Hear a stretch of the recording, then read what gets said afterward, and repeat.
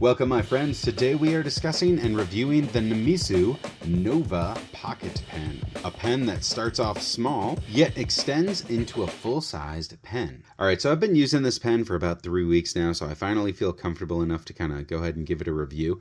And overall, I am impressed with this little pen. I didn't really expect to be that into it. I kind of got it as a way to fund a Kickstarter. And a way to get a cheap pen that I could experiment with anodization with. So it kind of worked out well in that regard. And I've anodized this one, I anodized brownies. But this pen has kind of surprised me. Like I said, I didn't really go into it expecting much, but I do find myself carrying this more than I initially anticipated. Namisu is a company based in the UK. Their production facility is in Kirkcaldy. The company says that they have been selling products since 2013 online. They have a couple different models, the Horizon, which is more of a cigar shape, the Ixion, which has flatter ends that are a little bit more classic, the Naus, which is kind of a straight but faceted body, the Nova, which is kind of a mix between the cigar and the flatter ends, and then the Nova Pocket, which is this one here. They also do have an N2 pocket pen, another type of pocket pen. This one here is titanium. It comes with a Bach number 6 nib. This one here, I got the titanium nib. So this is a titanium medium nib here. And I do think there's a little bit of a break-in time for the titanium nib. It seems to have gotten softer as I've used it, and it is softer than the stainless steel. I will definitely say that. Not quite as soft as gold, but it's softer than stainless steel, so it's kind of that intermediate step there.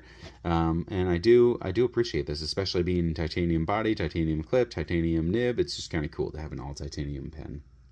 Now, this company also does make roller balls and mechanical pencils. In fact, you can even get a roller ball insert for this very pen. Aesthetics. From the exterior, this is very small. It's the smallest pen I own as far as length. It's still a bit thick, and that's because when you cap it, it's like a full-size pen. I do like the aesthetics. It's classic yet futuristic. One person described it as being like a future tactical fountain pen, which was kind of funny to me because I didn't really see it as tactical, but I guess like it could evoke that kind of mentality, especially being titanium. This conical end here I do kind of wish was flat because this one's so small that I do wish I could just stand it up. So I kind of wish that was flat, and otherwise it won't stand up. But you know, small gripe, and it is nicer to look at as far as that goes there. If you look here, it's only just over 3/4 of a turn before you actually match up. And then this is even shorter. So this is, let's see. Okay, we counter threaded in. So now we're gonna go. Yeah, it's even shorter. It's only about half a turn as far as this part goes, but it's about 3/4 of a turn for that. So it's really quick and easy to assemble and use.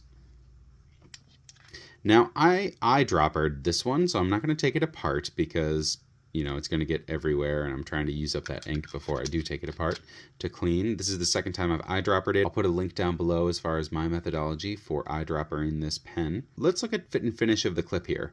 So the clip is kind of stiff. It's not really springy. It didn't really go in my EDC pants, but it goes well with like an office shirt or an office pair of pants that's a little bit thinner.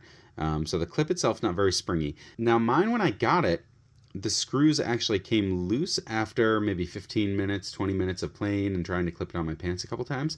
So, you know, I went ahead and I tightened them up, and I didn't need Loctite. And I've been using this pretty consistently the last few weeks. I haven't needed Loctite. It's easy enough to grab my little Torx wrench and, you know, torque that down. But it was a little bit disappointing that right out of the box, the clips weren't, you know, that well screwed on as far as this one, my personal one, went. All right, so that's a clip. Let's go into the body. I'm not going to go under the hood here because this one, like I said, is eyedroppered. So we'll put that up there. And I happen to have on hand 2 from Dr. Brownie here. He also ordered 2 of these in this order. He ended up sending them to me. He sent me one so I could anodize it, and that one came out very nicely with his anodization. And the other one he sent me was an Ultem model, just so I could get a look and feel at the Ultem model. This one's not available on the website. It was available on the Kickstarter, and I would imagine that it would be eventually available on the website as well. This one is substantially lighter than the titanium version, and that's kind of what Ultem is known for, being, you know, very light, very almost indestructible. So, but this is going to be a good one to show you. First off, because they make different models, and this is really cool just to see, and then because this one is going to be kind of easier to go into the hood. You can see everything even through here. So this is a titanium piece here. We're going to unscrew this. Now under the hood, you've got your unit here. Now this is also the unit that houses the nib. So if you're going to do anything, align it with your clip, remove the nib, you need to unscrew this unit here. This is actually the first time I'm doing it on Brownie's. I haven't really touched his. But just to show you that, that is how this unit kind of works. And then otherwise, if it's not tight, which is by design here, if it's not tight, this unit, the nib free spins. And that is so if you have a clip, you can align your nib with the clip on these other versions, like you see that I have here on these other versions that do have a clip. Otherwise, with this version that doesn't have a clip, it doesn't really matter, but I did want to show you that component there, especially if you're going to eyedropper, because I took this apart and eyedroppered on the inside of the housing unit before screwing them in, and I'll link that down below. So I wanted you to realize how this piece works. You should tighten it up, and then the nib doesn't move when you tighten it up there. All right, let's put this back together now that we've gone under the hood. This pen is so small, it does not work with any converters. So it will be either straight cartridges, which they actually include a really nice cartridge. This one's empty because I used it all, but they actually do include a very nice, it's like a blue-black cartridge with it. But it's only that tiny small cartridge, or you can eyedropper it. As you can see here again in this Ultem version, you can see kind of the tiny amount of space that actually is there for ink. So let's get you a writing sample and talk about the pros and the cons of the Namisu Nova Pocket Pen. So one pro is the price. This thing comes in right now on the website about 94 bucks. So that's under $100 for an all titanium fountain pen. Again, that's with the stainless steel nib, not this titanium nib, but that is a really cool low cost pen, especially considering the materials and the effort that went into this. Another pro, it's pocket design. I actually really find myself carrying this more than I thought because it is nice and tidy and small when you cap it. And that is a really kind of nice thing. It makes it more pragmatic. In the everyday, I'm more likely to carry it because it's smaller.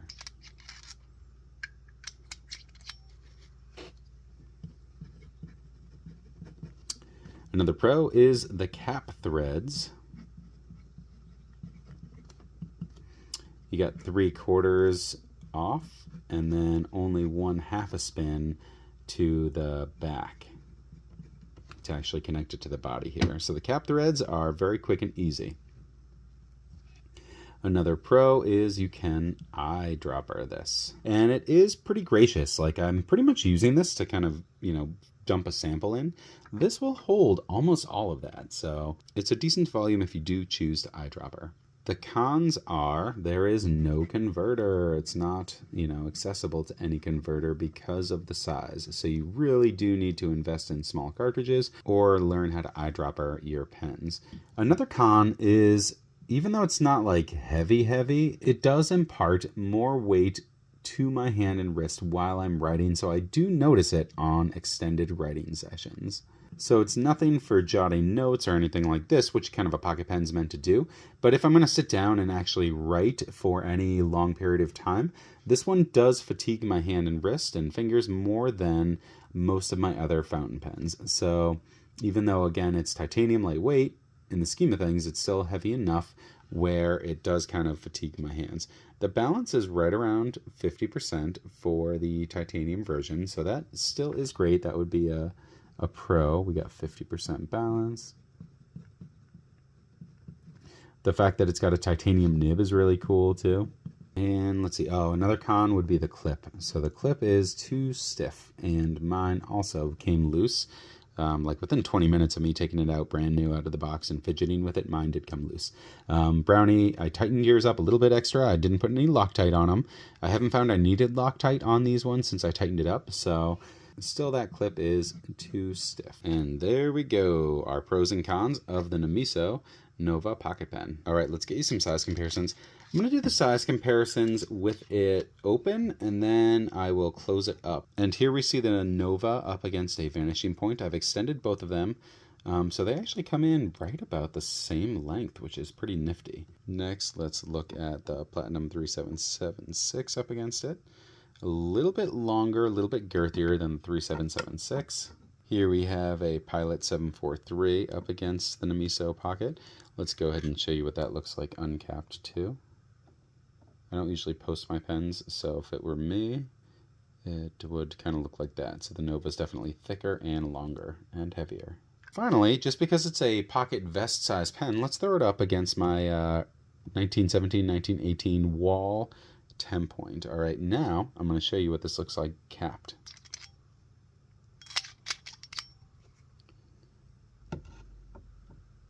All right, so capped, now you can see how this one kind of compares. Conclusions. So this is a nifty little pen. Like I said, I kind of just got it because it was cheap enough and I could do a science experiment and anodize it. And I do love my machined titanium pens, so this was a titanium fountain pen. You know, it is what it is. It's not like the most beautiful pen I have, but I do find myself kind of reaching for it more than I thought I would, just because of the size, especially once I converted to eyedroppering this thing. As far as comfort goes, it's very comfortable in and of itself, however, because it's still heavier than a nice resin pen, so I don't find myself reaching for this when I'm actually going to go write a letter to someone. That said, it's not really the intent of this pen, right? If you've got a pocket pen, it's just meant to kind of carry around for quick notes and signing receipts, things like that. So it's not really meant for long writing sessions, even though it is considerably easily a full-size pen when capped. I do really like that they offered the titanium nib. It was my first titanium Bach nib here. And like I said, titanium is softer than the stainless steel nibs, so it definitely is a step up there. It's really kind of cool that they tied it all together with the availability of a titanium nib as well. The cap is, you know, I like the threading of the cap, that it's half a turn here and about 3/4 of a turn up here. So that way it makes it nice and easy to cap, uncap, right? It's very quick when you're actually going to sign something. It's not a big deal. You can just pull it out and sign it and put it back in your pocket. That clip being so stiff, though, means it's going to be a little bit more difficult to put in your pocket unless you're wearing dress pants or, you know, you've got kind of a thinner fabric that you're actually clipping it onto. All right, there you go. Would I recommend this? If you're looking for a small pocket pen, I really think this is cool. If you're looking for a titanium pocket pen, this is really cool. If you are looking for something that you are going to do long extended writing sessions with, I might not recommend this one first. If you are looking for the most beautiful aesthetics, this is necessarily not for you, even though I anodized this one a beautiful blue. You know, unanodized, it's just that base metal. So it's not, you know, the prettiest pen out there. It's not the most easygoing pen for writing long letters, but it's full-sized. It's nice, especially being all titanium. And when you cap it up, it's super duper small, so you can toss it in your pocket or your bag, easy peasy, and you don't have to worry about it. So that's kind of where I'm at with this little Namisu. I want to thank you to everyone who participated in the Kickstarter with me to go ahead and get this into reality and make this pen happen. And I want to thank Namisu for putting together titanium pocket pens. I really think this is a cool overlap between the machined world and the fountain pen world, these titanium pens. So, all right, thank you for watching. And as always, we hope your journey, wherever it might begin, leads you to your own serenity.